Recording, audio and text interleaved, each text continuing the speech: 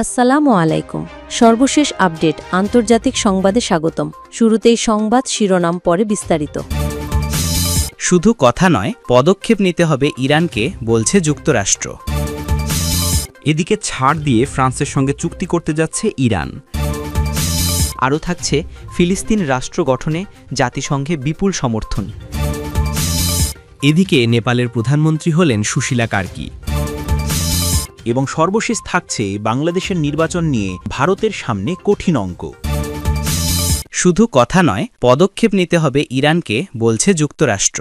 আন্তর্জাতিক পরমাণু শক্তি সংস্থার IAEA মহাপরিচালক রাফায়েল গ্রোসি ও ইরানের পররাষ্ট্রমন্ত্রী আব্বাস আরাকচির মধ্যে কায়রোতে হওয়া চুক্তি নিয়ে যুক্তরাষ্ট্র বলেছে, শুধু কথাই নয়, প্রকৃত পদক্ষেপই আসল বিষয়ে প্রমাণিত হবে। শুক্রবার মার্কিন পররাষ্ট্র দপ্তরের এক মুখপত্র আল হাদাদকে বলেন, আমরা ইরানের কাছ থেকে কাজ দেখতে চাই, শুধু প্রতিশ্রুতি নয়। তিনি জোর দিয়ে বলেন, ইরানকে পারমাণবিক অস্ত্র কর্মসূচি পুরোপুরি ত্যাগ করতে হবে এবং সমৃদ্ধকরণ বন্ধ করতে হবে। এর আগে পর্যন্ত ওয়াশিংটন ইরানকে দায়বদ্ধ করতে থাকবে। এদিকে ইউরোপের 3 দেশ ফ্রান্স, জার্মানি ও যুক্তরাজ্য 2015 সালের পারমাণবিক চুক্তির স্ন্যাপব্যাক প্রক্রিয়ার আওতায় জাতিসংঘের নিষেধাজ্ঞা পুনর্বহালের চাপ বাড়িয়েছে। তারা জানিয়েছে, নিষেধাজ্ঞা স্থগিতের শর্ত হবে ইরানের IAEA এর সঙ্গে পূর্ণ সহযোগিতা, যা নতুন পরিদর্শন পুনরায় শুরু করতে অত্যন্ত গুরুত্বপূর্ণ। তবে যুক্তরাষ্ট্রের সঙ্গে সরাসরি আলোচনায় অচলাবস্থা রয়ে গেছে ইরানের। ইরান এখনও 60% সমৃদ্ধ করা 400 কেজিরও বেশি ইউরেনিয়ামের মজুদ ধরে রেখেছে, যা কূটনৈতিক প্রচেষ্টাকে অত্যন্ত সূক্ষ্ম ও জটিল পর্যায়ে নিয়ে গেছে। এদিকে ছাড় দিয়ে ফ্রান্সের সঙ্গে চুক্তি করতে যাচ্ছে ইরান।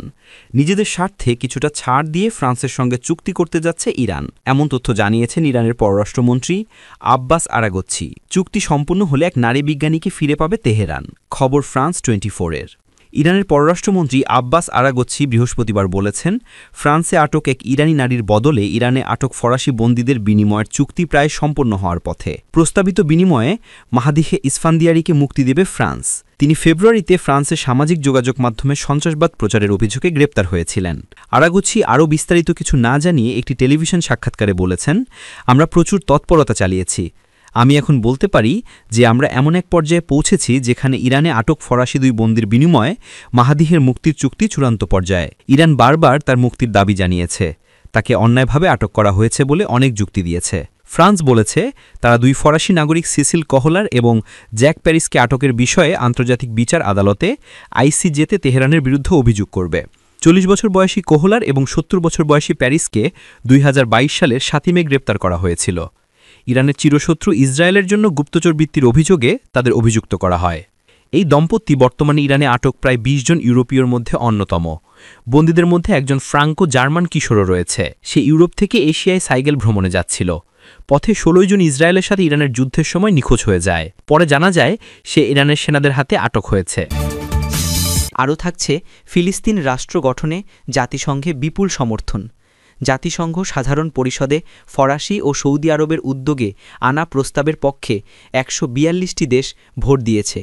এতে ফিলিস্তিনকে স্বাধীন রাষ্ট্র হিসাবে গড়ে তোলার আহ্বান জানানো হয়েছে। শুক্রবার 12 সেপ্টেম্বর পাশ হওয়া প্রস্তাবটি নিউ ইয়র্ক ঘোষণা নামে পরিচিত। এতে 142 ভোট পড়েছে পক্ষে, 10টি বিপক্ষে এবং 12টি দেশ ভোটদানে বিরত ছিল। প্রস্তাবের পক্ষে সমর্থন দিয়েছে আরও বেশ কিছু প্রভাবশালী দেশ, ব্রাজিল, কানাডা, তুরস্ক, জর্ডান, কাতার, মিশর, যুক্তরাজ্যসহ ইউরোপীয় ইউনিয়ন ও আরব লীগ। তবে ইরাক কোনো ব্যাখ্যা না দিয়ে ভোট থেকে বিরত থাকে। যুক্তরাষ্ট্র ও ইসরায়েল প্রস্তাবটির বিপক্ষে ভোট দেয়। তাদের সঙ্গে ছিল Argentina, Hungary, Papua New Guinea, Tonga ও কয়েকটি ছোট দ্বীপরাষ্ট্র। ঘোষণায় বলা হয়েছে, গাজায় যুদ্ধ বন্ধ করতে হবে এবং আন্তর্জাতিক সমর্থনসহ ফিলিস্তিনের শাসন, নিরাপত্তা ও আইন প্রয়োগের দায়িত্ব শুধু ফিলিস্তিনি কর্তৃপক্ষের হাতে থাকতে হবে। একই সঙ্গে হামাসকে গাজায় তাদের শাসন শেষ করে অস্ত্র ফিলিস্তিনি কর্তৃপক্ষের কাছে হস্তান্তরের আহ্বান জানানো হয়। এতে আরও বলা হয়, গাজায় ইসরায়েলের বেসামরিক নাগরিকদের উপর হামলা এবং খাদ্য সংকটকে মানবিক বিপর্যয় ও সুরক্ষা সংকট হিসাবে চিহ্নিত করা হয়েছে। গত সপ্তাহে ফিনল্যান্ড এই প্রস্তাবে যোগ দেয় এবং একে বছরের সবচেয়ে বড় আন্তর্জাতিক প্রচেষ্টা বলে উল্লেখ করে। তবে দেশটি এখনও ফিলিস্তিনকে রাষ্ট্র হিসাবে স্বীকৃতি দেয়নি। অন্যদিকে ফ্রান্স ও বেলজিয়াম ঘোষণা দিয়েছে তারা ফিলিস্তিনকে রাষ্ট্র হিসাবে স্বীকৃতি দেবে। এদিকে নেপালের প্রধানমন্ত্রী হলেন সুশীলা কার্কি। নেপালের অন্তর্বর্তী সরকারের প্রধানমন্ত্রী মনোনীত হয়েছেন সুশীলা কার্কি। রাষ্ট্রপতি রামচন্দ্র পাউডেল, সেনাপ্রধান অশোকরাজ সিগদেল ও জেনজির বিক্ষোভকারীদের প্রতিনিধিদের সঙ্গে আলোচনার পর কার্কির ব্যাপারে সবার সম্মতি মেলে। শুক্রবার 12 সেপ্টেম্বর নেপালের প্রেসিডেন্ট দফতর থেকে এ তথ্য জানানো হয়েছে। আজ স্থানীয় সময় রাত 9টায় তার শপথ নেওয়ার কথা রয়েছে। এর মাধ্যমে দেশটিতে সরকার শূন্যতা দূর হতে যাচ্ছে। খবর এনডিটিভি ও টাইমস অফ ইন্ডিয়ার। সুশীলা কার্কি দেশটির সাবেক প্রধান বিচারপতি ছিলেন। প্রধানমন্ত্রী কেপি শর্মা ওলির পদত্যাগের পর বিক্ষোভে অংশ নেওয়া তরুণদের একটি অংশ তার নাম প্রস্তাব করে। এএফপি জানায়, টানা সহিংসতায় এ পর্যন্ত অন্তত 51 জন নিহত হয়েছেন। 2008 সালের মাওবাদী যুদ্ধ শেষ হওয়ার পর এটাই সবচেয়ে ভয়াবহ সংঘাত। বিশ্লেষকরা বলছেন, দীর্ঘ অর্থনৈতিক সংকট ও তরুণদের বেকারত্বই এই সংকটের মূল কারণ। বিশ্বব্যাংকের তথ্যমতে নেপালে 15 থেকে 24 বছর বয়সী প্রতি 5 জনের 1 জন বেকার, আর মাথাপিছু আয় মাত্র $1447।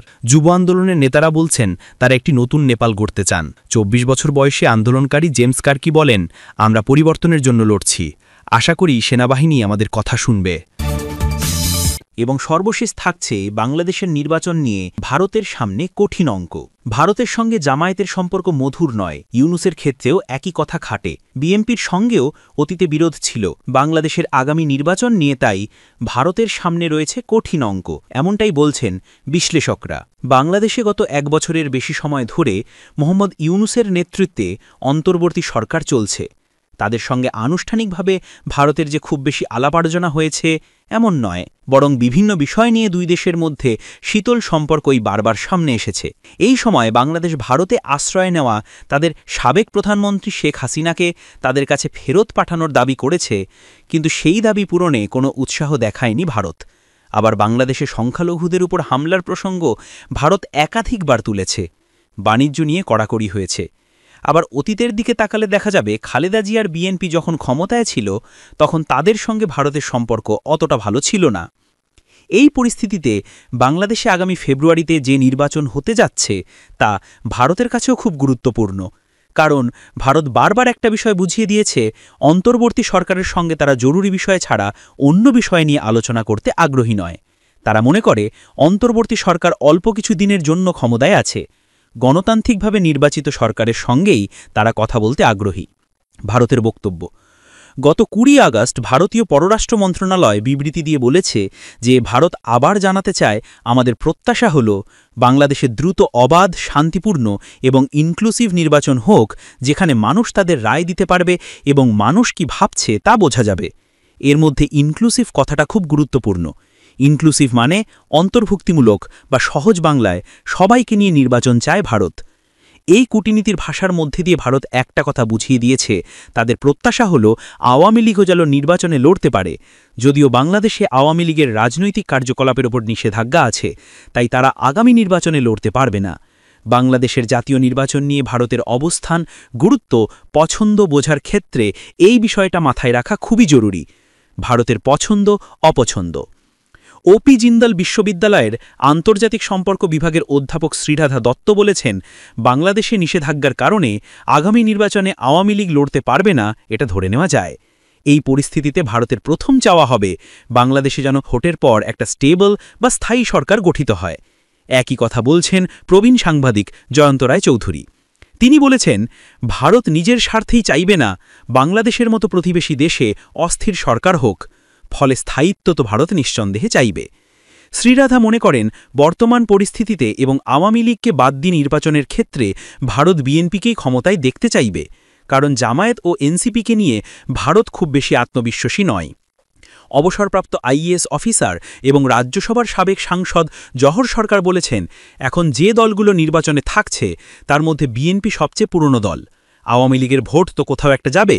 বিএনপির সঙ্গে তাদের শত্রুতা ছিল, কিন্তু আজকের পরিপ্রেক্ষিতে দক্ষিণপন্থীদের ধাক্কায় বিএনপি সেন্টার থেকে সেন্টার লেফটে চলে গেছে।